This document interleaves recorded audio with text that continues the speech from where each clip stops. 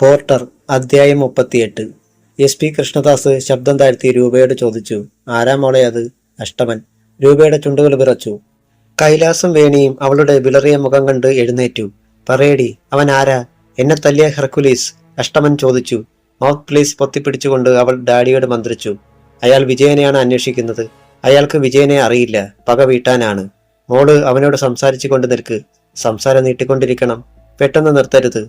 ഞാൻ അവനെ പിടിക്കാൻ ശ്രമിക്കാം.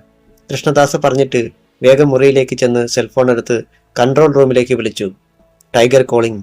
എന്റെ നമ്പറിലേക്ക് ഇപ്പോൾ ഒരാൾ സംസാരിക്കുന്നുണ്ട്. ടെലിഫോൺ എക്സ്ചേഞ്ചിൽ വിളിച്ച് അയാൾ എവിടെ നിന്നാണ് വിളിക്കുന്നതെന്ന് കണ്ടുപിടിക്കണം. ഉടൻ തന്നെ വേണം സാർ. ലൈൻ ഡിസ്കണക്റ്റ് ആയി. SP ഉടനെ ചാണ്ടിയെ വിളിച്ചു. യെസ്. CA ചാണ്ടിയുടെ ശബ്ദം. എടോ, എന്റെ ഫോണിൽ ഇപ്പോൾ അഷ്ടമൻ വിളിച്ചുകൊണ്ടിരിക്കുകയാണ്. മോളാണ് സംസാരിച്ചു കൊണ്ടിരിക്കുന്നത്. അവൻ എന്താണ് സാർ പറയുന്നത്? ഭീഷണിയാണോ? അവൻ വിജയനെയാണ് അന്വേഷിക്കുന്നത്. വിജയനെ അവന് മനസ്സിലായിട്ടില്ല. എന്റെ ഭാര്യയും മക്കളെയും രക്ഷിച്ചവനോട് പക തീർക്കാനുള്ള പുറപ്പാടാണ്. അങ്ങനെയാണെങ്കിൽ അഷ്ടമൻ വിജയനെ കണ്ടുപിടിക്കാതിരിക്കില്ല. തോക്കുകൊണ്ട് നടക്കുന്ന അയാൾക്ക് വിജയനെ വകവരുത്താനും പ്രയാസമുണ്ടാകില്ല. CA ചാണ്ടി പറഞ്ഞു. എടോ, അഷ്ടമൻ എവിടെ നിന്നാണ് ഫോൺ ചെയ്യുന്നതെന്ന് കണ്ടുപിടിക്കാൻ ഞാൻ പറഞ്ഞിട്ടുണ്ട്. അത് കിട്ടിയാലുടനെ താൻ പുറപ്പെടണം. അവനെ അറസ്റ്റ് ചെയ്യണം. ശരി സാർ. ഞാനും പോലീസുകാരും തയ്യാറായി ഇരിക്കുകയാണ്. കൺട്രോൾ റൂമിൽ നിന്ന് നിങ്ങളെ വിളിച്ചുകൊള്ളും. പിന്നെ ഒരു നിമിഷം പോലും കളയരുത്. SP സെൽ ഓഫ് ചെയ്തിട്ട് രൂപയെ നോക്കി. കൈലാസം വേണിയും അവളുടെ അടുത്ത് ചെന്ന് നിൽക്കുകയായിരുന്നു. അദ്ദേഹം അവളുടെ അടുത്തേക്ക് ചെന്നു. ഞാൻ പറഞ്ഞില്ലേ അയാളുടെ പേരും നാളമൊന്നും എനിക്കറിയില്ലെന്ന്. രൂപ ഫോണിലൂടെ അഷ്ടമനോട് പറയുകയാണ്. നിനക്കറിയാം, നീ എല്ലാം ഒളിച്ചു വെക്കുകയാണ്. എനിക്ക് അവനെ കണ്ടുപിടിക്കാൻ വിഷമമില്ലെന്ന് നീ മനസ്സിലാക്കണം. അഷ്ടമന്റെ ഭീഷണി. എന്നാൽ കണ്ടുപിടിച്ചുകൂടെ? എന്നോട് എന്തിനു ചോദിക്കണം? രക്ഷപ്പെട്ടുപോയ ധിക്കാരമായ നിനക്ക്. അവൻ അവിടെ ഇല്ലേ? കൈലാസ്, അവന്റെ കയ്യിലൊന്ന് കൊടുക്ക്. ഞാൻ ജീവിച്ചിരിക്കുന്നുണ്ടെന്ന് അവനൊന്ന് അറിയട്ടെ. രൂപ ഫോണിന്റെ മൗത്ത് പീസ് പൊത്തിപ്പിടിച്ച് കൈലാസിനെ നോക്കി. നിന്നെ അയാൾ അന്വേഷിക്കുന്നു. കൈലാസ് സംസാരിക്ക്. സംസാരം പരമാവധി ദീർഘിപ്പിക്കണം. എന്നാലേ എക്സ്ചേഞ്ചിലുള്ളവർക്ക് അവൻ എവിടെ നിന്നാണ് വിളിക്കുന്നതെന്ന് കണ്ടുപിടിക്കാൻ പറ്റുകയുള്ളൂ. SP മന്ത്രിച്ചു. ഞാൻ കൈലാസിന് കൊടുക്കാം. ഫോണിലൂടെ പറഞ്ഞിട്ട് രൂപ ഫോൺ ഒരു മൂർഖൻ പാമ്പിനെ കൈമാറുന്നത് പോലെ കൈലാസിന് കൊടുത്തു. ഹലോ. കൈലാസ് ഫോൺ റിസീവർ ചെവിയോട് ചേർത്തു. അഷ്ടമനെ തോൽപ്പിച്ചതിന്റെ വിജയം ആഘോഷിക്കുകയാണോടാ നീ? ആ ശബ്ദത്തിലെ പക കൈലാസിന് മനസ്സിലായി. അഷ്ടമ, നിന്റെ അക്ഷമയായിരുന്ന ആ പ്രശ്നങ്ങളൊക്കെ ഉണ്ടാക്കിയത്. ഞാൻ കാല് പിടിച്ച് പറഞ്ഞിട്ട് നീ കേട്ടോ? എന്റെ സഹോദരിയെ മനഃപൂർവ്വം പിടിച്ചുകൊണ്ട് പോകാനല്ലേ നീ ശ്രമിച്ചത്? അത് നിഷ്ഠൂരമായ പ്രവൃത്തിയായിരുന്നുവെന്ന് നിനക്കിപ്പോൾ തോന്നുന്നില്ലേ? ഞാൻ ക്രൂരനാണെന്ന് നിനക്കറിയാമല്ലോ. എന്റെ പണം തിരിച്ചെടുക്കാതെ ഞാൻ പിന്മാറുകയില്ല. നീ SP മകനല്ല, ഹോം മിനിസ്റ്ററുടെ മകനാണെങ്കിലും എനിക്ക് ഭയമില്ല. ഒരു കാര്യത്തിൽ നിനക്ക് തെറ്റുപറ്റിപ്പോയി കൈലാസേ. എന്താണത്? നീ എന്നെ കൊന്നില്ല. രക്ഷപ്പെടാനായിരുന്നു നിനക്ക് ധൃതി. എന്നെ ഉപേക്ഷിച്ച് പോയതാണ് നീ ചെയ്ത തെറ്റ്. ആരാ അവൻ? അഷ്ടമൻ ചോദിച്ചു. എനിക്കറിയില്ല. വെറുതെ ഒരുവൻ നിങ്ങളെ സഹായിക്കുമോ? നിങ്ങൾ കണ്ടില്ലേ ആ മനുഷ്യന്റെ സ്വഭാവം?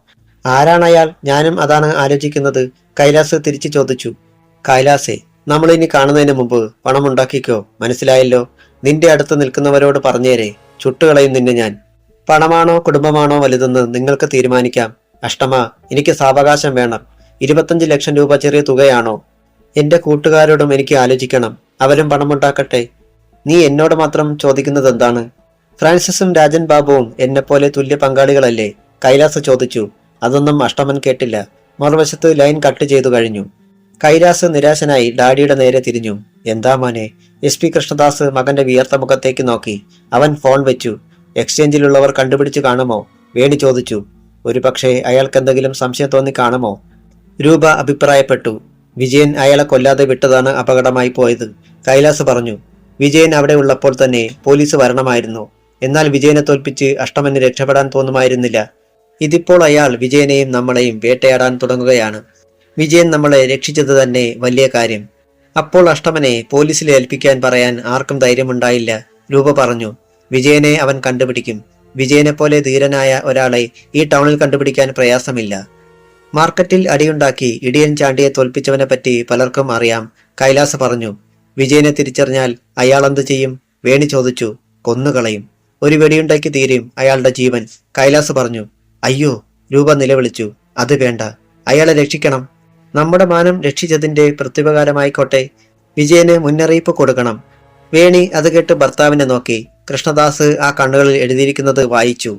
വിജയൻ കൊല്ലപ്പെട്ടാൽ തങ്ങളുടെ ശത്രുവിന്റെ കഥ തീരും. പിന്നെ തങ്ങൾക്ക് ഒരു അപമാനം ഉണ്ടാവില്ല. SP ഓർത്തു. ഗിരിദാസ് എന്ന വാടക തൊഴിലാളിക്ക് ചെയ്യാൻ പറ്റാത്തത് അഷ്ടമൻ എന്ന മയക്കുമരുന്ന് കള്ളക്കടത്തുകാരൻ ചെയ്യും. പിറ്റേ ദിവസം റെസ്റ്റോറന്റിലിരുന്ന് ദീപയും വിജയനും സംസാരിച്ചു. അയാൾ പറയുന്നത് കേട്ട് ദീപ അത്ഭുതത്തോടെ ചോദിച്ചു, എന്നിട്ട് കൈലാസ് എന്ത് പറഞ്ഞു? അവനെന്ത് പറയാൻ, ചമ്മിപ്പോയില്ലേ? You are great Vijayan.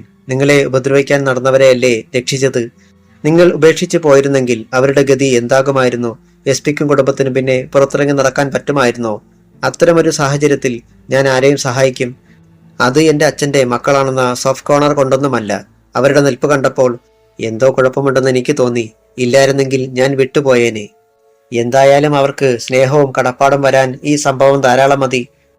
പക്ഷേ ആ മനുഷ്യൻ ആരാണെന്നാണ് ഞാൻ ആലോചിക്കുന്നത്. ഒരു ടെററിസ്റ്റിന് പോലും ഇത്രയും ക്രൂരത കാണില്ല. എസ് പിയുടെ മകളെ പിടിച്ചു കൊണ്ടുപോകണമെങ്കിൽ എന്തെങ്കിലും കാര്യം കാണണം, വിജയൻ പറഞ്ഞു. വിജയനും ചോദിക്കാനും പാടില്ലായിരുന്നു. വേണിയോടും കൈലാസിനോടും അവൻ ആരാണെന്ന് അതിന്റെ ആവശ്യമുണ്ടെന്ന് തോന്നുന്നില്ല. ഞാനെന്തിന് അതൊക്കെ തിരക്കണം? അവരൊക്കെ വലിയ ആളുകളല്ലേ. ഇനിയൊരു പക്ഷേ ആ ഭീകരൻ വിജയനെ തിരക്കി വരുമോ പകരം വീട്ടാൻ? അവനൊരിക്കലും വിജയനെ മറക്കില്ല. ദീപ വിജയനെ നോക്കി. അപ്പോൾ റെസ്റ്റോറന്റിന്റെ മുന്നിൽ ആ മാരുതി വാൻ നീങ്ങി വന്നു. അതിന്റെ ഗ്ലാസ് അല്പം താഴ്ത്തി അഷ്ടമൻ ദീപയെയും വിജയനെയും നോക്കി. ബാസ്റ്റേർഡ്. അഷ്ടമൻ പല്ലിഞ്ഞെരിച്ചു. അധ്യായം 39. അഷ്ടമന് റെസ്റ്റോറന്റിലിരിക്കുന്നവരെ കാണാൻ പാകത്തിന് മാത്രമേ മാരുതി വാനിന്റെ ഗ്ലാസ് താഴ്ത്തിയിരുന്നുള്ളൂ. കൈലാസമായി ഏറ്റുമുട്ടിയപ്പോഴുണ്ടായിരുന്ന വാനല്ല അത്. അത് പോലീസ് ചിലപ്പോൾ തിരഞ്ഞേക്കുമെന്ന് അഷ്ടമന് തോന്നിയിരുന്നു. ഓടിക്കാൻ ഡ്രൈവറും ഉണ്ടായിരുന്നു. തലേ ദിവസം രൂപയുമായും കൈലാസമായും സംസാരിച്ചപ്പോൾ അവർ സംസാരം നീട്ടുന്നതായി അയാൾക്ക് തോന്നിയിരുന്നു. 1-2 അവസരങ്ങളിൽ മൗത്ത് പീസിലൂടെ വന്നുകൊണ്ടിരുന്ന ഡിസ്റ്റർബൻസ് കട്ടായതുപോലെയും അയാൾക്ക് തോന്നി. ഫാൻ കറങ്ങുന്നതിന്റെയോ മറ്റോ ശബ്ദം പോലെയാണ് തോന്നിയത്. അത് നിലച്ചപ്പോൾ മൗത്ത് പീസ് പൊത്തിപ്പിടിച്ച് ആരോടോ സംസാരിക്കുകയാണെന്ന് 2ാമത്തെ തവണ അയാൾ തിരിച്ചറിഞ്ഞു. പിന്നീട് കൈലാസിന്റെ സംസാരം അയാൾ ശ്രദ്ധിക്കുകയായിരുന്നു. സംസാരം ദീർഘിപ്പിക്കാൻ ശ്രമിക്കുന്നതും അയാളുടെ സുഹൃത്തുക്കളെ കൂടി സംസാരത്തിലേക്ക് കൊണ്ടുവരുന്നതും എന്തിനു വേണ്ടിയാണെന്ന് അഷ്ടമന് മനസ്സിലായി. SP കൃഷ്ണദാസ് ടെലിഫോൺ എക്സ്ചേഞ്ചിൽ നിന്ന് താൻ വിളിക്കുന്ന നമ്പരും സ്ഥലവും ലൊക്കേറ്റ് ചെയ്യുകയാണെന്ന് തിരിച്ചറിഞ്ഞതും അഷ്ടമൻ ഫോൺ ഡിസ്കണക്ട് ചെയ്തു. പോലീസിന്റെ വഴിയിലൂടെയുള്ള ബുദ്ധി പ്രവർത്തിക്കുകയാണ്. ഇത്രയൊക്കെ ആയിട്ടും കൈലാസ് നേരെ വരുന്ന ലക്ഷണമില്ല. ആ പെണ്ണിനെ താൻ കൊണ്ടുവന്നിരുന്നെങ്കിൽ അവർ താൻ പറയുന്ന സ്ഥലത്ത് പണവുമായി എത്തിയേനെ. അതിനെ തടഞ്ഞത് ബൈക്കിൽ വന്ന ആ മനുഷ്യനാണ്. അവൻ എന്തൊരു തരം ജീവിയാണ്! തോക്കിനെ പോലും ഭയമില്ലാത്തവൻ. താൻ വലിയ ധീരനാണെന്നും ഒന്നിനെയും ഭയമില്ലാത്തവനാണെന്നുമാണ് കരുതിയിട്ടുള്ളത്. പക്ഷേ അവൻ തന്റെ സങ്കല്പങ്ങളെയെല്ലാം കവച്ചു കളഞ്ഞു. അവന് കൈലാസം കുടുംബവുമായി അടുപ്പമുള്ള ലക്ഷണമില്ല. രൂപയുടെ കരച്ചിൽ കേട്ടാണ് അവൻ തിരിച്ചു വന്നത്. പോലീസുമല്ല. പോലീസായിരുന്നെങ്കിൽ തന്നെ പിടികൂടി കേസ് ചാർജ് ചെയ്തേനെ. മാത്രമല്ല പോലീസ് തന്നെ തേടി നടക്കുകയുമാണ്. വേണിയുടെയും കൈലാസിന്റെയും മുഖഭാവത്തിൽ നിന്നും ആ മനുഷ്യനുമായി ഒരു അനിഷ്ടം ഉള്ളതുപോലെ തോന്നുകയും ചെയ്തു. എന്തായാലും അവൻ പോയത് തന്റെ രക്ഷയായി. അവൻ ആരാണെന്ന് നമുക്ക് കണ്ടുപിടിക്കണം. ഇങ്ങനെ ഒരുത്തനെ താൻ അറിഞ്ഞില്ലെങ്കിൽ മോശമാണ്. പക്ഷേ ഇത്ര പെട്ടെന്ന് അയാളെ കണ്ടുപിടിക്കാൻ കഴിയുമെന്ന് കരുതിയില്ല. അഷ്ടമൻ റെസ്റ്റോറന്റിലേക്ക് നോക്കി. സുന്ദരിയായ ആ പെൺകുട്ടിയുമായി സംസാരിക്കുന്നത് അയാൾ തന്നെ. വിജയനും ദീപയും റെസ്റ്റോറന്റിൽ നിന്നിറങ്ങി വാനിന് നേരെ വരുന്നത് അഷ്ടമൻ കണ്ടു. അയാൾ വിജയനെ തന്നെ തറപ്പിച്ചു നോക്കി. ആ സുന്ദരി ഒരു കുലീന കുടുംബത്തിൽ പിറന്നവളാണ്. അവളുടെ നോട്ടവും ഭാവവും എല്ലാം അത് വിളിച്ചോതുന്നുണ്ട്. നല്ല ബുദ്ധിശാലിയുമാണെന്ന് മുഖം കണ്ടാൽ അറിയാം. അവൻ അവളുടെ സുഹൃത്തോ ബന്ധുവോ ആണ്. അതുപോലെയാണ് അവന്റെ പെരുമാറ്റം. അവനാണെങ്കിൽ എന്തിനേയും കൂസാത്ത ഭാവം. ചങ്കൂറ്റത്തിന്റെ പ്രതീകമാണ്. അഷ്ടമന്റെ കൈ പിസ്റ്റളിൽ മുറുകി. ഇപ്പോൾ താൻ അവന്റെ നെഞ്ചിലേക്കൊരു നിറയൊഴിച്ചാൽ ആ ചങ്കൂറ്റമെല്ലാം തീരും. റോഡിൽ വീണ് കിടന്ന് പിടയ്ക്കും. പക്ഷേ തനിക്ക് രക്ഷപ്പെടാൻ കഴിഞ്ഞെന്ന് വരില്ല. തൊട്ടപ്പുറത്ത് ഫ്ലൈയിങ് സ്ക്വാഡിന്റെ ജീപ്പ് കാത്തു കിടപ്പുണ്ട്. പിന്നെ സീബ്ര ലൈനിനടുത്ത് വയർലെസ്സുമായി ഒരു പോലീസുകാരനുണ്ട്. അവനെ പിന്തുടർന്ന് എവിടെയാണ് താമസിക്കുന്നതെന്നും ആരാണെന്നും കണ്ടുപിടിക്കണം. പിന്നെ അഷ്ടമൻ ആരാണെന്ന് അവൻ മനസ്സിലാക്കിയിട്ട് വേണം കണക്ക് തീർക്കാൻ. അവൻ ഒരു ഫോർഡ് കാറിനടുത്തേക്ക് ചെല്ലുന്നതും സുന്ദരി ഡ്രൈവിംഗ് സീറ്റിലും മറ്റേയാൾ എതിർവശത്തും കയറുന്നതും അയാൾ കണ്ടു. അപ്പോൾ മറ്റൊന്നുകൂടി അഷ്ടമന്റെ ശ്രദ്ധയിൽപ്പെട്ടു. വെയിറ്റിംഗ് ഷെഡിൽ ഈവനിംഗ് എഡിഷൻ പത്രം നോക്കുന്നത് പോലെ മുഖം മറച്ച് ഇരുന്ന ആൾ പത്രം താഴ്ത്തി കാറിനെ നോക്കുന്നു. ആ കുറ്റിത്തലമുടിക്കാരനെ അഷ്ടമന് മനസ്സിലായി. വാടക കൊലയാളി ഗിരിദാസ്. അയാൾ കൈയൊടിഞ്ഞതുപോലെ കെട്ടി കഴുത്തിൽ തൂക്കിയിരിക്കുകയാണ്. അവൻ കാറിനെയാണ് ശ്രദ്ധിക്കുന്നതെന്ന് മനസ്സിലായി. വാടക കൊലയാളി ഗിരിദാസും അവരും തമ്മിലെന്താണ് ബന്ധം? കൈയൊടിഞ്ഞ് ജോലി ചെയ്യാൻ പറ്റാത്തതുകൊണ്ട് പണമുണ്ടാക്കാനുള്ള എന്തെങ്കിലും പദ്ധതി ആലോചിക്കുകയാണോ ഗിരിദാസ്? അവനെ തനിക്ക് കണ്ടുപിടിക്കാൻ പ്രയാസമില്ല. തൽക്കാലം അവനും ആ പെണ്ണും ആരാണെന്ന് അറിയണം. കണ്ടിട്ട് പണക്കാരാണ്. മയക്കുമരുന്നിൽ തനിക്ക് നഷ്ടപ്പെട്ട പണം ഇവരിൽ നിന്ന് ഈടാക്കാൻ പറ്റിയാൽ. അഷ്ടമൻ കണക്കുകൾ കൂട്ടി. ആ കാറിന് പിന്നാലെ വിട്. അഷ്ടമൻ ഡ്രൈവർക്ക് നിർദ്ദേശം കൊടുത്തു. ഗ്ലാസ് ഉയർത്തി വെച്ചിട്ട് വാൻ കാറിനെ പിന്തുടർന്നു. കാർ മാർക്കറ്റിലേക്ക് ചെന്ന് മാതാ കാറ്റിൽ ഫീഡിന്റെ ഗേറ്റ് കടന്നു പോകുന്നത് അഷ്ടമൻ കണ്ടു. വാനിൽ നിന്നിറങ്ങി അവരെ പിന്തുടരണമെന്നുണ്ടായിരുന്നു അഷ്ടമന്. പുറത്തിറങ്ങാൻ കഴിഞ്ഞില്ല. തന്നെ ഏതെങ്കിലും പോലീസുകാരൻ കാണും. ശൂലം കൊണ്ട് തറച്ചിരിക്കുന്ന ഒരറുകൊലയെ പോലെ അയാൾ ആ വാനിനുള്ളിൽ ബന്ധിക്കപ്പെട്ട് ഇരുന്നു. അയാൾ സിഗരറ്റ് പുകച്ചുകൊണ്ടിരുന്നു. CA ചാണ്ടിയെ വീട്ടിൽ വിളിച്ചു വരുത്തി SP കൃഷ്ണദാസ് ചോദിച്ചു, എടോ ചാണ്ടി, ടെലിഫോൺ എക്സ്ചേഞ്ച് വഴി അവനെ കണ്ടുപിടിക്കാൻ കഴിഞ്ഞില്ല. വേറൊരു തെളിവുമില്ല. അഷ്ടമനെ പോലൊരു ക്രിമിനലിനെ പിടിക്കാൻ കഴിഞ്ഞില്ലെങ്കിൽ ഞാനും താനുമൊക്കെ എന്തിനാടോ ഈ തൊഴിൽ ചെയ്യുന്നത്? സാറേ, ഞാൻ പറഞ്ഞില്ലേ, ഈ ഫോൺ മാറ്റി ഡയൽ തെളിയുന്ന ഒരു ഫോൺ വയ്ക്കാൻ. അതാണെങ്കിൽ ഇൻകമിംഗ് കോൾ വന്നാലുടനെ വിളിക്കുന്ന ആൾ ഏത് നമ്പറിൽ നിന്നാണ് വിളിക്കുന്നതെന്ന് അറിയാൻ കഴിയും. എക്സ്ചേഞ്ചിലൊന്നും അന്വേഷിക്കണ്ട. സാർ ഇപ്പോഴും പഴയ എക്യുപ്മെന്റ്സ് ആണ് വെച്ചുകൊണ്ടിരിക്കുന്നത്. ചാണ്ടി പറഞ്ഞു, ഞാൻ തന്നെ ഒരു സെറ്റ് കൊണ്ടുവന്ന് വയ്ക്കാം. എടോ, ഇപ്പോൾ ദിവസം 4 അഷ്ടമനെപ്പറ്റി എന്തെങ്കിലും തുമ്പുണ്ടാക്കാൻ തനിക്ക് കഴിഞ്ഞോ? SP ചോദിച്ചു. എന്റെ സുഹൃത്ത് രാജൻ ബാബുവിനെയും അഷ്ടമൻ വിരട്ടി. അവനിപ്പോൾ വീടിന് പുറത്തിറങ്ങുന്നില്ല. അത് കേട്ടുനിന്ന കൈലാസ് പറഞ്ഞു. വാതിലിനടുത്ത് നിന്ന രൂപയും അത് കേൾക്കുന്നുണ്ടായിരുന്നു. ഫ്രാൻസിസ് സ്റ്റേറ്റ് വിട്ടു പോകാനുള്ള ശ്രമമാണ്. എനിക്ക് മാത്രം എന്തു ചെയ്യണമെന്ന് അറിയില്ല. കൈലാസ് അഭിപ്രായപ്പെട്ടു. ഞാനെവിടെ പോകാനാണ്? എടാ, തോന്നിയതുപോലെ ചെയ്യുമ്പോൾ ഓർക്കണമായിരുന്നു. ഞാൻ തരുന്ന പോക്കറ്റ് മണിയും മമ്മിയോട് വാങ്ങിക്കുന്നതും ഞങ്ങളാരും അറിയാതെ മോഷ്ടിക്കുന്നതും പോരഞ്ഞിട്ട് കൂടുതൽ പണമുണ്ടാക്കാൻ ഇറങ്ങിയതല്ലേ നീ? ഇപ്പോൾ ആരൊക്കെയാ തീ തിന്നുന്നതെന്ന് അറിയാമോ നിനക്ക്? അഷ്ടമൻ രൂപയെ കൊണ്ടുപോയെങ്കിൽ ഞാനെന്ത് ചെയ്യുമായിരുന്നടാ? SP ദേഷ്യപ്പെട്ടു. എന്നാൽ ഞാനങ്ങ് ചത്തേക്കാം. നിങ്ങൾക്കെല്ലാവർക്കും സമാധാനമുണ്ടാകുമല്ലോ. കൈലാസ് ഡാഡിയുടെ ബെറ്റിലെ ഉറയിൽ നിന്ന് റിവോൾവർ എടുത്ത് ചെവിയിൽ കുത്തി. SPയും ചാണ്ടിയും നടുങ്ങി. മോനെ, വേണി നിലവിളിച്ചുകൊണ്ട് ഓടി വന്നു. തോക്ക് പിടിച്ചു മാറ്റി. SP അത് പിടിച്ചു വാങ്ങി. കൈലാസിന്റെ കരണത്ത് പടക്കം പൊട്ടുന്നത് പോലെ ഒരടി കൊടുത്തു. കഴിവേറിയുടെ മോനെ, ഇത് നിന്നെപ്പോലുള്ള പിള്ളേർക്ക് കളിക്കാനുള്ളതല്ല. നിന്നെ ചുട്ടുകളയണമെന്ന് ഞാൻ വിചാരിച്ചാൽ അത് ചെയ്യും. കൈലാസ് നടുങ്ങി നിന്നുപോയി. എന്തൊക്കെയാണ് നിങ്ങളീ പുലമ്പുന്നത്? വേണി ഭർത്താവിനെ നോക്കി. ഒരു മോനേ ഉള്ളൂ, അതിനെ കൊല്ലാനാണോ? നീയൊരുത്തിയാ ഇവനെ ചീത്തയാക്കിയത്.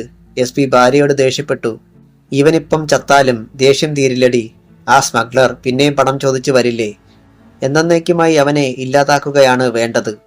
ഒന്നുകിൽ അവൻ ജയിലിൽ പോകണം, അല്ലെങ്കിൽ കൊല്ലപ്പെടണം. ഇത് രണ്ടും സംഭവിച്ചില്ലെങ്കിൽ ആ ചെകുത്താൻ പണം ചോദിച്ചും ഭീഷണിപ്പെടുത്തിയും നമുക്കൊരിക്കലും മനഃശാന്തി തരില്ല. അയാൾ വിജയനെ ഉപേക്ഷിച്ചെന്ന് തോന്നുന്നു.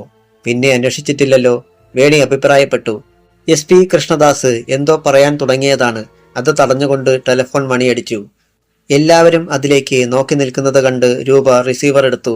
ഹലോ, നിനക്ക് നിന്നെ രക്ഷിച്ചവനെ അറിയില്ല അല്ലേ? അഷ്ടമന്റെ ശബ്ദം കേട്ട് രൂപ നടുങ്ങി. എന്നാൽ അവനെ ഞാൻ കണ്ടുപിടിച്ചു. വിജയൻ, പോർട്ടർ വിജയൻ. നിന്റെ തന്ത കൃഷ്ണദാസിന്റെ അവിഹിത സന്തതി, അതായത് നിന്റെ ചേട്ടൻ. നിങ്ങൾക്കാർക്കും വേണ്ടാത്തവൻ. രൂപ വിയർത്തുപോയി. ആരാ മോളെ അത്? രൂപയുടെ ഭാവപകർച്ച കണ്ടിട്ട് വേണി ചോദിച്ചു. ഞാൻ എവിടെ നിന്നാണ് വിളിക്കുന്നതെന്ന് കണ്ടുപിടിക്കാമെന്നൊന്നും നീ കരുതണ്ട. രൂപയ്ക്ക് മമ്മിയോട് എന്തെങ്കിലും പറയാൻ കഴിയുന്നതിന് മുമ്പ് അയാളുടെ ശബ്ദം വീണ്ടും കേട്ടു. എല്ലാം ഞാൻ അറിഞ്ഞു. SPയും സർക്കിളും കൂടി വിജയനെ കൊല്ലാനിരിക്കുന്നത് പോലും. കില്ലർ ഗിരിദാസ് 2 പ്രാവശ്യം വിജയനെ കൊല്ലാൻ ശ്രമിച്ചു, പരാജയപ്പെട്ടു. 3ാമത്തെ ചാൻസ് എനിക്കാണ്. ഞാൻ അവനെ എന്താ ചെയ്യാൻ പോകുന്നതെന്ന് നിനക്കറിയണ്ടേ? അത് തന്നെയായിരിക്കും കൈലാസിനും. നോ, രൂപ നിലവിളിച്ചു. അഷ്ടമൻ ലൈൻ കട്ട് ചെയ്തു. എന്താ മോളെ? അഷ്ടമനായിരിക്കുമെന്ന സംശയത്തോടെ SP കൃഷ്ണദാസ് ചോദിച്ചു. അഷ്ടമൻ. അയാൾ വിജയനെ കണ്ടുപിടിച്ചു. എല്ലാം ഇപ്പോൾ അയാൾക്കറിയാം. ഞങ്ങൾ അറിയാതിരുന്നത് കൂടി. അതെന്താ മോളെ? SP ചോദിച്ചു. വിജയനെ കൊല്ലാൻ ഡാഡി ഗിരിദാസ് എന്ന കൊലയാളിയെ അയച്ചിരുന്നോ? ഡാഡിക്ക് മകനെ കൊല്ലണോ? മകളുടെ ചോദ്യം കേട്ട് SP നടുങ്ങി. കൂടെ മറ്റുള്ളവരും. CA ചാണ്ടി വിളറിപ്പോയി. അധ്യായം 40. അവൻ എന്തൊക്കെയാണ് മോളോട് പറഞ്ഞിരിക്കുന്നത്? പരിഭ്രമം മറച്ചുകൊണ്ട് SP കൃഷ്ണദാസ് രൂപയോട് പറഞ്ഞു. ശുദ്ധ കള്ളമാണ്. ആണോടാ ചാണ്ടി? വിജയനെ കൊല്ലാൻ ആള് പോയിട്ടുണ്ടോ? രൂപയുടെ ഭാവം മാറി. ചാണ്ടിക്ക് മിണ്ടാൻ കഴിഞ്ഞില്ല. വേണി 2 പേരെയും നോക്കി.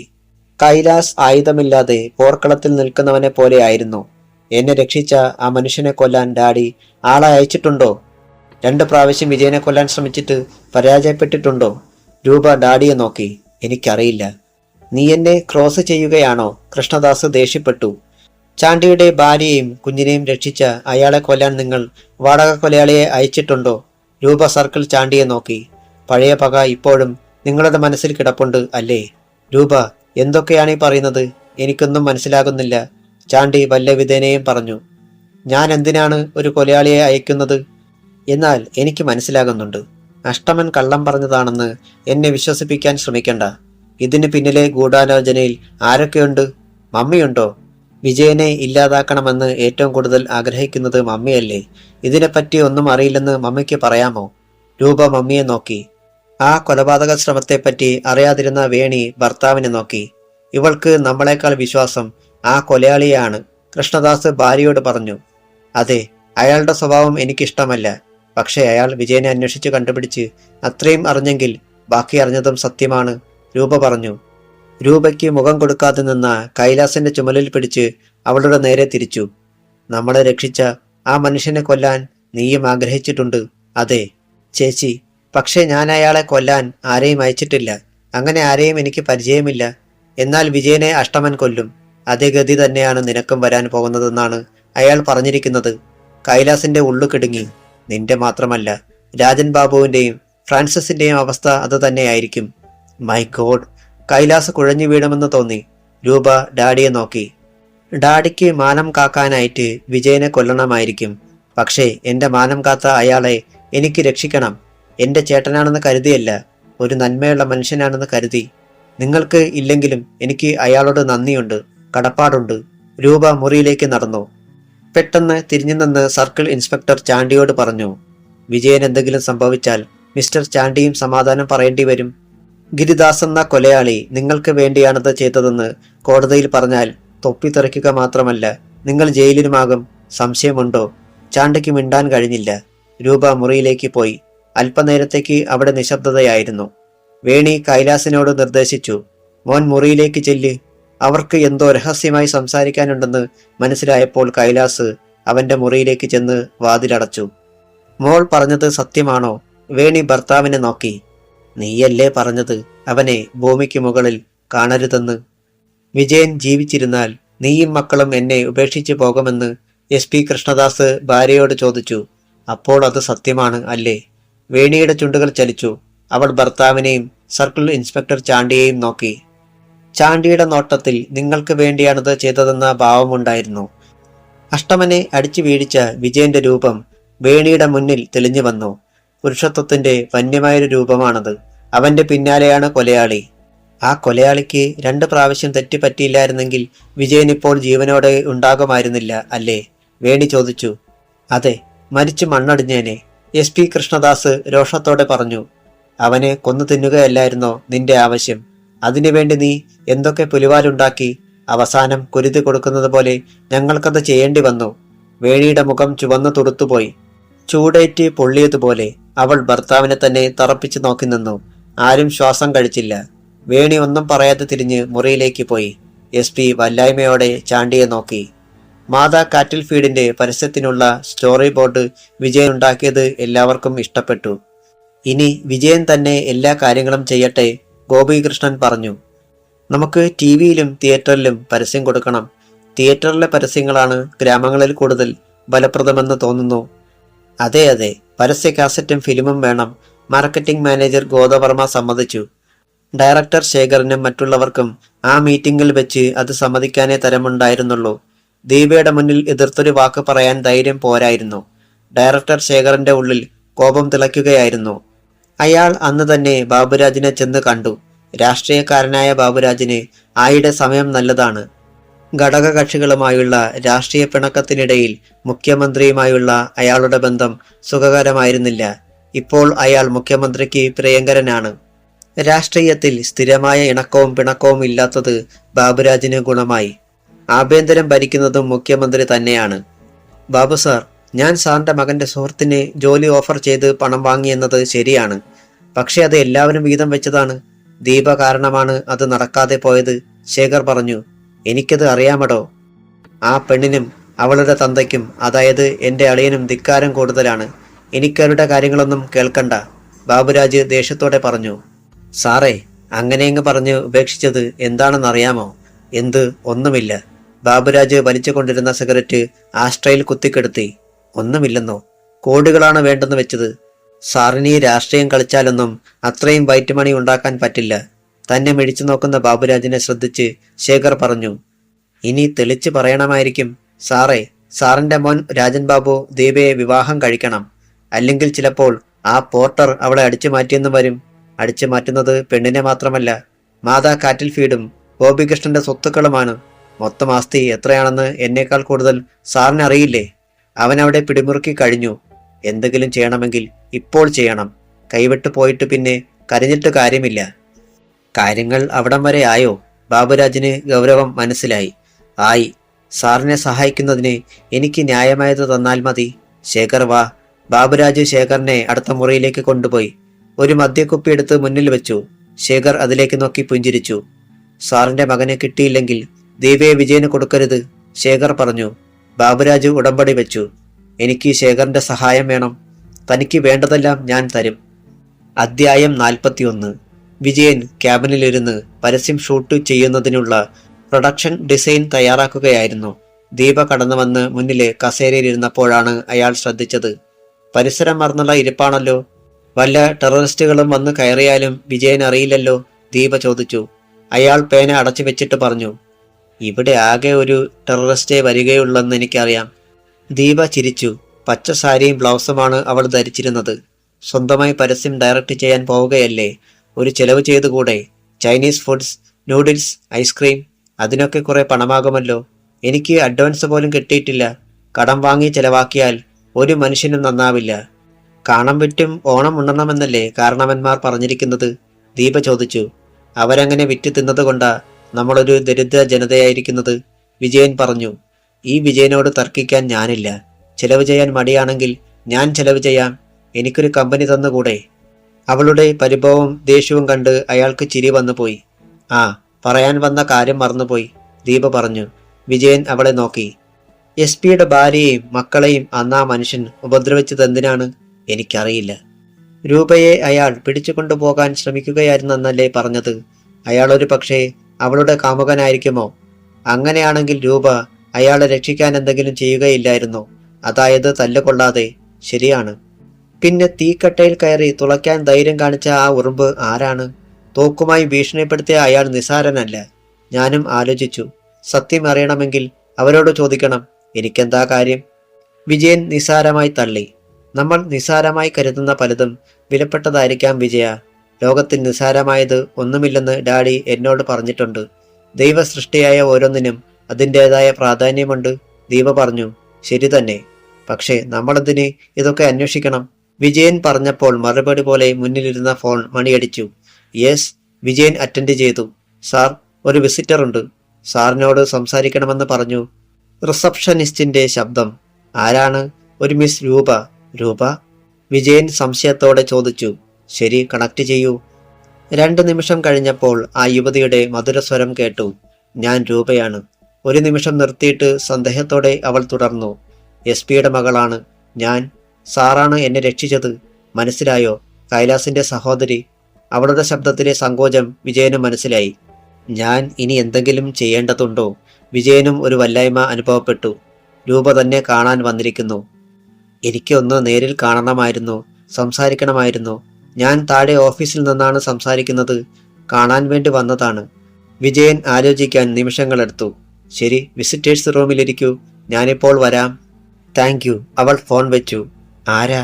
വിജയന്റെ മുഖത്തെ ഭാവങ്ങൾ കണ്ട് ദീപ ചോദിച്ചു. രൂപ. വിജയൻ അവളുടെ ആവശ്യം പറഞ്ഞു. ദീപയുടെ മുഖം വിടർന്നു. ആ കുട്ടിയെ കാണാൻ വിജയൻ സമ്മതിച്ചത് നന്നായി. ഇതൊരു ശുഭസൂചനയാണെന്ന് എനിക്ക് തോന്നുന്നു. വിജയന് ഒരു സഹോദരിയെ കിട്ടുകയല്ലേ? ദീപയും വരുന്നോ? അവൾക്കെന്താണ് പറയാനുള്ളതെന്നറിയാമല്ലോ. ഞാൻ വരുന്നില്ല വിജയ. വിജയനോട് തനിച്ച് സംസാരിക്കാനാണ് ആ കുട്ടി വന്നിരിക്കുന്നത്. അവൾക്ക് തുറന്ന് സംസാരിക്കണമെങ്കിൽ വിജയൻ തനിച്ചായിരിക്കണം. ദീപ ചിരിച്ചുകൊണ്ട് എഴുന്നേറ്റു. വേഗം ചെല്ലൂ. നിങ്ങൾക്ക് ചായ എത്തിക്കാൻ ഞാൻ ഏർപ്പാട് ചെയ്യാം. മനോഹരമായി അലങ്കരിച്ചതായിരുന്നു വിസിറ്റേഴ്സ് റൂം. കുഷൻ കസേരയിൽ സങ്കോചത്തോടെ ഇരിക്കുകയായിരുന്ന രൂപ വിജയനെ കണ്ട് എഴുന്നേറ്റു. ക്രീം നിറത്തിലുള്ള ചുരിദാറാണ് അവൾ അണിഞ്ഞിരുന്നത്. അതവൾക്ക് നന്നായി ഇണങ്ങുന്നുണ്ട്. വിജയനെ കണ്ട് അവൾ സങ്കോചത്തോടെ കൈകൂപ്പി. ഇരിക്കൂ. വിജയൻ അവൾക്ക് അഭിമുഖമായി ഇരുന്നിട്ട് ക്ഷണിച്ചു. Thank you. അവൾ ഇരുന്നു. അയാളെ അത്ഭുതത്തോടെ നോക്കി. എന്താണ് പറയാനുള്ളത്? ചോദിച്ചോളൂ. എന്നോടൊന്നും പറയാനില്ലേ? രൂപ ചോദിച്ചു. വിജയൻ അവളെ തന്നെ ഉറ്റുനോക്കുകയായിരുന്നു. അവൾ വിവശയാണെന്ന് അയാൾക്ക് മനസ്സിലായി. കൈക്ക് നേരെ വിറയൽ. അപരിചിതനായ ഒരു സഹോദരനെ നേരിടുന്നത് കൊണ്ടാണെന്ന് അയാൾക്ക് തോന്നി. അതുതന്നെയായിരുന്നു വിജയന്റെയും അവസ്ഥ. തന്റെ ഇടമെല്ലാം ആ രക്തബന്ധത്തിനു മുന്നിൽ അലിഞ്ഞു പോയിരിക്കുന്നുവോ? അവൾക്ക് തന്നെ ഭയമുണ്ടെന്ന് വിജയന് മനസ്സിലായി. ക്യാൻറ്റീൻ പോയി 2 കപ്പ് ചായ കൊണ്ടുവന്ന് ടീപ്പോയിന്മേൽ വെച്ചു. അയാൾ പോയപ്പോൾ വിജയൻ നിർദ്ദേശിച്ചു, രൂപ ചായ കുടിക്കൂ. ചായ കുടിച്ചാൽ അല്പം ധൈര്യം വരുമെന്നതുപോലെ രൂപ കപ്പെടുത്ത് മൊത്തിക്കുടിച്ചു. അവൾ ഗ്ലാസ് കാലിയാക്കി വെച്ചപ്പോൾ അയാൾ അവളെ തന്നെ നോക്കിയിരിക്കുകയായിരുന്നു. എങ്ങനെ തുടങ്ങണമെന്നറിയാതെ ഇരിക്കുകയായിരുന്നു രൂപ. എനിക്ക് ഒന്ന് കാണണമെന്ന് തോന്നി, അതുകൊണ്ടാ വന്നത്, അവൾ പറഞ്ഞു. പറയൂ, എന്താണ് രൂപയ്ക്ക് പറയുവാനുള്ളത്? ഡാഡിയോ മമ്മിയെയോ കൈലാസിനെയോ പോലെ എന്നെയും എൻ്റെ അമ്മയെയും ഇവിടെ നിന്ന് പറഞ്ഞയക്കാനുള്ള ശ്രമമാണോ? വിജയൻ ചോദിച്ചു. അല്ല, എനിക്ക് സ്നേഹമാണ് ചേട്ടനോട്. ചേട്ടൻ എൻ്റെ ജീവൻ രക്ഷിച്ചു. ചേട്ടനില്ലായിരുന്നെങ്കിൽ. രൂപയുടെ സ്വരം പതറി. കണ്ണുകൾ നിറയുമെന്ന് തോന്നി. അയാൾ ആരാണ്? എന്തിനാണ് നിങ്ങളെ ഉപദ്രവിക്കാൻ ശ്രമിച്ചത്? അയാളുടെ പേര് അഷ്ടമൻ എന്നാണ്. അയാളൊരു കള്ളക്കടത്തുകാരനാണ്. അവൾ പറഞ്ഞതത്രയും വിജയൻ ശാന്തമായി കേട്ടിരുന്നു. ഇപ്പോൾ ചേട്ടനെയും ദീപേച്ചിയെയും അയാൾ തിരിച്ചറിഞ്ഞു. അയാൾ പ്രതികാരം ചെയ്യും. അതുകൊണ്ട് കരുതലോടെ ഇരിക്കണമെന്ന് പറയാനാണ് ഞാൻ വന്നത്. എന്നെ കൊല്ലാനായി മറ്റൊരാൾ പുറകെ നടക്കുന്നുണ്ട്. അതാരാണെന്ന് രൂപയ്ക്ക് അറിയാമോ? വിജയൻ ചോദിച്ചു. അഷ്ടമൻ പറഞ്ഞ കൊലയാളിയുടെ കാര്യം ദീപ ഓർത്തു. ഡാഡിയും സർക്കിൾ ചാണ്ടിയും കൂടി അയച്ചിരിക്കുന്ന വാടക കൊലയാളി. അതേപ്പറ്റി പറയണമോ എന്ന ആശങ്കയിലായി രൂപ. അവൾ അതിന് മറുപടി പറഞ്ഞില്ല. അഷ്ടമൻ എവിടെയാണ് താമസിക്കുന്നതെന്ന് അറിയാമോ? ഇല്ല. കൈലാസിനും അയാളുടെ കൂട്ടുകാർക്കും അറിയില്ല. പോലീസ് ശ്രമിച്ചിട്ടും അയാളെ ട്രേസ് ചെയ്യാൻ കഴിഞ്ഞില്ല. ശരി, ഞാനവനെ കണ്ടുപിടിക്കാൻ ശ്രമിക്കാം. അയാൾ എന്നെ കൊല്ലാനായിട്ടെങ്കിലും വരാതിരിക്കില്ലല്ലോ വിജയേട്ടാ. വിജയൻ അവളെ നോക്കി. ഞാൻ അങ്ങനെ വിളിച്ചോട്ടെ? ചേട്ടൻ കരുതലോടെ ഇരിക്കണം. അഷ്ടമൻ നിസ്സാരനല്ല. അയാളുടെ പ്രതികാരം എനിക്കറിയാം. പുറത്തിറങ്ങാൻ എനിക്ക് പേടിയാ. ഇങ്ങനെ പേടിച്ചാൽ ജീവിക്കാൻ പറ്റുമോ? രൂപ ഇവിടെ വരുന്നെന്നും എന്നെ കാണുമെന്നും ഡാഡിക്കറിയാമോ? ഞാൻ അവരോട് പറഞ്ഞിട്ടാണ് പോന്നത്. അവരുടെ എതിർപ്പൊന്നും എനിക്ക് പ്രശ്നമല്ല. എനിക്കിപ്പോൾ വിജയേട്ടന്റെ സുരക്ഷയാണ് പ്രധാനം. അഷ്ടമൻ അത് പറഞ്ഞ ശേഷം വിജയൻ ചേട്ടനെ ആ വിവരം എങ്ങനെ അറിയിക്കുമെന്ന് ഭയന്നിരിക്കുകയായിരുന്നു ഞാൻ. ഇപ്പോൾ സമാധാനമായി. രൂപ പറയുന്നത് ആത്മാർത്ഥതയോടെയാണെന്ന് വിജയന് മനസ്സിലായി. അവളെ യാത്രയാക്കാൻ അയാൾ ഗേറ്റിനടുത്തേക്ക് ചെന്നു. ഗേറ്റിന് വെളിയിൽ കിടക്കുകയായിരുന്നു അവളുടെ കാർ. മാർക്കറ്റിൽ കാത്തുകിടന്ന പോലീസ് ജീപ്പിൽ സർക്കിൾ ഇൻസ്പെക്ടർ ചാണ്ടിയിരിക്കുന്നു. അയാൾ അവരെ കണ്ടു. ഡാഡിയുടെ വിശ്വസ്തനാണ് ചാണ്ടി, രൂപ പറഞ്ഞു. തങ്ങളെ നോക്കുന്ന ഇടിയൻ ചാണ്ടിയുടെ കണ്ണുകൾ തിളങ്ങുന്നത് വിജയൻ കണ്ടു. വിജയൻ അയാളെ അവഗണിച്ചു കളഞ്ഞു. രൂപ കാറിൽ കയറി ഓടിച്ചു പോയപ്പോൾ പോലീസ് ജീപ്പ് പിന്നാലെ ചെന്നു. ഫ്രാൻസിസ് കൈലാസ് പറഞ്ഞത് കേട്ട് സ്തബ്ധനായിപ്പോയി. അഷ്ടമൻ വിജയനെ കണ്ടുപിടിച്ചു. അയാൾ വിജയനെ കൊല്ലും. സന്തോഷം തോന്നിയെങ്കിലും അഷ്ടമൻ തങ്ങളെ വിടുകയില്ലെന്ന ചിന്ത അയാൾക്കുണ്ടായി. രാത്രി വീട്ടിലെത്തിയ ഫ്രാൻസിസ് ആരോടും മിണ്ടാതെ മുറിയിൽ കയറി വാതിലടച്ച് ലൈറ്റിട്ടു. അപ്പോൾ കസേരയിലിരിക്കുന്ന ആളെ കണ്ട് ഞെട്ടി അഷ്ടമൻ. ഫ്രാൻസിസ് നിലവിളിച്ചു പോയി. പിന്നോട്ട് മാറി മേശയിൽ പിടിച്ചു. രക്ഷപ്പെടാമെന്ന് കരുതിയോടാ നീ? എന്റെ പണം എനിക്ക് വേണം. അഷ്ടമൻ ഒരു കത്തിയുമായി അടുത്തു വന്നു. ഒറ്റ കുത്ത്. അഷ്ടമാ! അയാൾ നിലവിളിച്ചു പോയി. മേശപ്പുറത്തിരുന്ന അയാളുടെ കൈപ്പത്തിയിലൂടെ കത്തി തടിയിൽ തുളച്ചു കയറി. ഫ്രാൻസിസിന് കൈ അനക്കാൻ കഴിഞ്ഞില്ല. കത്തിയുടെ വശങ്ങളിലൂടെ വാർന്നൊഴുകിയ ചോര കൈപ്പത്തിയുടെ പുറം നനച്ചു. ഫ്രാൻസിസ് നിലവിളിച്ചു. അയാളുടെ വായിലേക്ക് അഷ്ടമൻ കൈത്തോക്കിന്റെ കുഴൽ തള്ളി. ഫ്രാൻസിസിന്റെ നിലവിളി മുറിഞ്ഞുപോയി. അധ്യായം 42. ഫ്രാൻസിസ് ശ്വാസം വിടാൻ ബുദ്ധിമുട്ടി. മേശപ്പുറത്ത് അമർന്നിരുന്ന ഇടതുകരം ഉയർത്താൻ അയാൾക്ക് കഴിഞ്ഞില്ല. വലത് കൈകൊണ്ട് കത്തി വലിച്ചൂരാൻ മനസ്സ് വെമ്പിയതാണ്. പക്ഷേ കൈ അനങ്ങിയില്ല. ദേഹമെല്ലാം മരവിച്ചതുപോലെ. വായിലിരിക്കുന്നത് അഷ്ടമന്റെ തോക്കാണ്. അഷ്ടമ, കൊല്ലരുത്! ഫ്രാൻസിസ് കേണപ്പോൾ പല്ലുകൾ തോക്കിൻ കുഴലിൽ മുട്ടി ശബ്ദമുണ്ടായി. എന്റെ പണം താടാ, 25 ലക്ഷം രൂപ, അഷ്ടമൻ പറഞ്ഞു. എന്റെ പക്കൽ അത്രയും പണമില്ല. അത്രയുമെന്നല്ല, ഒന്നുമില്ല. ഡാഡി തന്ന പണം ജോലി വാങ്ങാൻ കൈക്കൂലി കൊടുത്ത് നഷ്ടപ്പെട്ടു. പണമുണ്ടാക്കാൻ വേണ്ടിയാണ് ഞാൻ അവരുടെ കൂടെ കൂടി അഷ്ടമന്റെ കാരിയറായത്. നിനക്കറിയാമല്ലോ, ഞാനൊരു രൂപ പോലും എടുത്തിട്ടില്ലെന്ന് ഫ്രാൻസിസ് വല്ലവിധേനയും പറഞ്ഞു. പക്ഷെ നിങ്ങൾ എനിക്ക് ഉണ്ടാക്കിയ നഷ്ടം എന്താണെന്ന് അറിയാമോടാ? അറിയാം. അത് ഞാൻ സഹിക്കണോ? ഫ്രാൻസിസ് മറുപടി പറഞ്ഞില്ല. ഞാൻ സഹിക്കില്ല. 25 ലക്ഷം രൂപ തന്നില്ലെങ്കിൽ നിങ്ങളിൽ ഓരോരുത്തരെയും ഞാൻ കൊല്ലും. ഫ്രാൻസിസ് അത് കേട്ട് വിറച്ചുപോയി.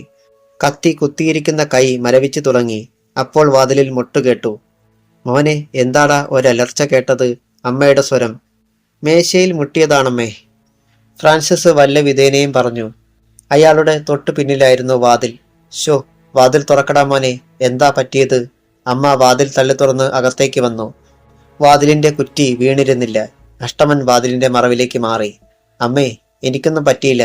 ഞാൻ ഡ്രസ്സ് മാറാൻ പോവുകയാണ്, ഫ്രാൻസിസ് പറഞ്ഞു. ഒന്നും പറ്റിയില്ലെന്ന് നീ പറഞ്ഞാ മതിയോ? നിന്റെ കാറിച്ച ഞാൻ അടുക്കളയിൽ കേട്ടല്ലോടാ. എവിടെയാ മുട്ടിയത്? അമ്മ അകത്തേക്ക് വന്നു. മധ്യവയസ്കയായ വട്ടമുഖമുള്ള സ്ത്രീയാണവർ. ചെറുപ്പത്തിൽ അവർ അതീവ സുന്ദരിയായിരുന്നെന്ന് ഉറപ്പാണ്. നീ എന്താ കുറ്റിയടിച്ചതുപോലെ അവിടെ തന്നെ നിൽക്കുന്നത്? പെട്ടെന്നവർ മേശപ്പുറത്തിരിക്കുന്ന മകന്റെ കൈ ശ്രദ്ധിച്ചു. ഇതെന്തു പറ്റി? അവർക്ക് അമ്പരപ്പായി. മകന്റെ കയ്യിൽ നിന്നൊഴുകുന്നത് ചോരയാണെന്നും കുത്തി നിൽക്കുന്നത് മൂർച്ചയേറിയ കത്തിയാണെന്നും കണ്ട അമ്മ ഭയന്നുപോയി. നീ എന്താടാ മോനെ, കുത്തിമരിക്കാൻ തുടങ്ങുമായിരുന്നോ? അയ്യോ!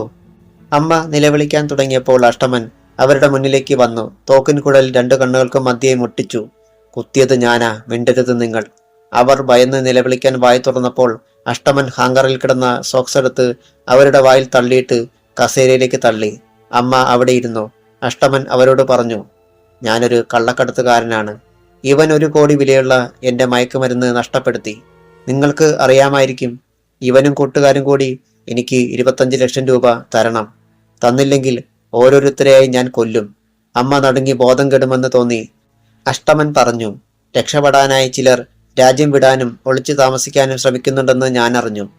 അങ്ങനെ വന്നാൽ മകനല്ല, നിങ്ങളായിരിക്കും അനുഭവിക്കുന്നത്. അഷ്ടമൻ തോക്കിൻ കുഴൽ അമ്മയുടെ താടിയിലൂടെ ഒഴിഞ്ഞു. ആ സ്ത്രീ വിറയ്ക്കുകയായിരുന്നു. അഷ്ടമൻ ഫ്രാൻസിസിന്റെ നേരെ തിരിഞ്ഞു. നീയും വിജയനും പിണക്കത്തിലാണ് അല്ലേ? ഏത് വിജയൻ? പോർട്ടർ? അതെ. അവനെപ്പറ്റി നിനക്കെന്തൊക്കെ അറിയാം? എവിടെയാണ് അവൻ താമസിക്കുന്നത്? പറയാം. അഷ്ടമന്റെ കോപം അല്പമെങ്കിലും ശമിക്കുമല്ലോ എന്ന് കരുതി ഫ്രാൻസിസ് എല്ലാം പറഞ്ഞു. കേട്ടുകഴിഞ്ഞപ്പോൾ അഷ്ടമൻ അമ്മയോട് പറഞ്ഞു, ഇനി ഞാൻ വരുമ്പോൾ പണം കൊണ്ടേ പോകൂ, അല്ലെങ്കിൽ മകന്റെ ശവം. വേഗം പണം തയ്യാറാക്കിക്കോ. പോലീസിൽ അറിയിച്ച് മിടുക്കൊന്നും കാട്ടരുത്. ആ സ്ത്രീ തലയിളക്കി. അഷ്ടമൻ മുറിയിലെ ലൈറ്റ് കെടുത്തി. പിന്നെ പുറത്തേക്കിറങ്ങി വാതിൽ ചാരി. മോഹാലസ്യപ്പെടാറായിരുന്ന അമ്മയുടെ വായിൽ നിന്ന് ഫ്രാൻസിസ് സോക്സ് എടുത്തു. ദീർഘമായി ശ്വാസം കഴിച്ചെങ്കിലും കുറെ കഴിഞ്ഞാണ് അവർക്ക് എഴുന്നേൽക്കാൻ കഴിഞ്ഞത്. ഫ്രാൻസിസ് മേശപ്പുറത്ത് തറച്ചിരുന്ന കത്തി ഇളക്കിയെടുത്തു. അത് കണ്ട അമ്മ നിലവിളിച്ചു പോയി. അത് കേട്ട് വീട്ടിലുള്ള മറ്റ് അംഗങ്ങൾ പരിഭ്രാന്തരായി ഓടി വന്നു. Citizen club. സർക്കിൾ ചാണ്ടി പറഞ്ഞത് കേട്ട് SP കൃഷ്ണദാസ് ചോദിച്ചു, എന്റെ മകൾ വിജയനോട് എല്ലാം പറഞ്ഞു കാണുമല്ലോ. സംശയമെന്താ? ഒന്നും പറയാനല്ലെങ്കിൽ രൂപ എന്തിനാണ് വിജയനെ കാണാൻ പോയത്? നമ്മൾ അവനെ കൊല്ലാൻ ഗുണ്ടയെ അയച്ച കാര്യവും പറഞ്ഞോ? പറഞ്ഞു കാണും. സാറ് തന്നെ രൂപയോട് ചോദിച്ചു നോക്ക്, ചാണ്ടി പറഞ്ഞു. അവനതറിഞ്ഞാൽ എങ്ങനെയാണ് പ്രതികരിക്കുന്നതെന്നാണ് എനിക്കറിയാത്തത്. കൈയൊടിഞ്ഞ ശേഷം ഗിരിദാസിനെ ഞാൻ കണ്ടിട്ടില്ല. അത് വലിയ അപകടമായല്ലോടാ ചാണ്ടി, SP അസ്വസ്ഥനായി പറഞ്ഞു. ഉടനെ അത് ഗോപികൃഷ്ണൻ അറിയും. അഡ്വക്കേറ്റ് ഈശ്വരമൂർത്തിയാണ് ഗോപികൃഷ്ണന്റെ ഉപദേഷ്ടാവ്. വിജയന് ഒരു പോറലേറ്റാൽ അതിന് നമ്മൾ മറുപടി പറയേണ്ടി വരും. നമ്മുടെ കുടുംബം കുളം തോണ്ടിയിട്ടേ അയാൾ മടങ്ങൂ. ചാണ്ടിക്കും അപകടം മനസ്സിലായി. പ്രശ്നപരിഹാരം അയാളും ആലോചിച്ചു. ഹോസ്പിറ്റലിൽ നിന്ന് വന്ന ഉടനെ ഫ്രാൻസിസ് കൈലാസിനെയും രാജൻ ബാബുവിനെയും വിളിച്ചു വരുത്തി. ഒരു ഹോട്ടൽ ലോണിലായിരുന്നു അവർ.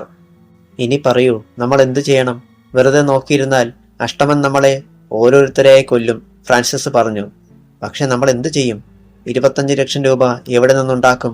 രാജൻ ബാബു ചോദിച്ചു. എനിക്കും ഒന്നും അറിയില്ലടാ. ഇന്ന് ഫ്രാൻസിസിനെ കുത്തിയവൻ എന്നെ വെടിവെക്കാനും മടിക്കില്ല, കൈലാസ് പറഞ്ഞു. ആ ചാണ്ടിയോട് അഷ്ടമന്റെ മയക്കുമരുന്ന് തിരിച്ചു കൊടുക്കാൻ പറഞ്ഞാലോ? ഫ്രാൻസിസ് ചോദിച്ചു. കൈലാസും ഡാഡിയും വിചാരിച്ചാൽ അത് നടക്കില്ലേടാ. അത് കൊടുത്താൽ അഷ്ടമൻ നമ്മളെ വെറുതെ വിടില്ലേടാ. ജീവിക്കാനുള്ള ആർത്തി കൊണ്ടാണ് ഇതൊക്കെ പറയുന്നത്. നീ എന്ത് ഭ്രാന്താടാ ഫ്രാൻസിസെ ഈ പറയുന്നത്? പോലീസ് പിടിച്ചെടുത്ത മയക്കുമരുന്ന് തിരിച്ചു തരുമോ? കൈലാസ് ചോദിച്ചു.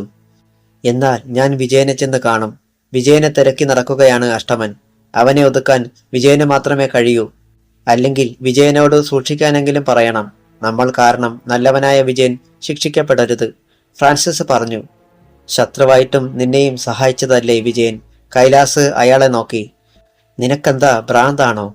ഇനി വിജയന്റെ കാല് പിടിക്കാനാണോ? രാജൻ ബാബു ചോദിച്ചു. പിന്നെ എന്തു ചെയ്യണമടാ? ഫ്രാൻസിസ് കൈ ഉയർത്തി കാട്ടി. ഈ കുത്ത് ഇനി നിന്റെ നെഞ്ചിലായിരിക്കും. അഷ്ടമന്റെ കൈകൊണ്ട് മരിക്കണോ, ആത്മഹത്യ ചെയ്യണോ? രാജൻ ബാബുവിനും കൈലാസിനും മിണ്ടാൻ കഴിഞ്ഞില്ല. എനിക്ക് മരിക്കാൻ കഴിയില്ല. ഞാൻ വിജയനെ കാണും. അഷ്ടമൻ എവിടെയാണ് താമസിക്കുന്നതെന്ന് കണ്ടുപിടിക്കാൻ നിങ്ങൾക്ക് സഹായിക്കാൻ പറ്റുമോ? ഫ്രാൻസിസ് ചോദിച്ചു. ശരിയാണ്, ഇനി കാണുമ്പോൾ നമ്മൾ അഷ്ടമനെ പിന്തുടരണം, കൈലാസ് പറഞ്ഞു. എന്നിട്ട് എന്റെ സ്ഥലം കണ്ടുപിടിക്കണം, പിന്നെ കൊന്നുകളയണം. ആ ശബ്ദം കേട്ട് മൂവരും നടുങ്ങിത്തിരിഞ്ഞു. അഷ്ടമൻ അവരുടെ തൊട്ടടുത്ത് നിൽക്കുന്നു. ബാക്കി ഭാഗം നാളെ.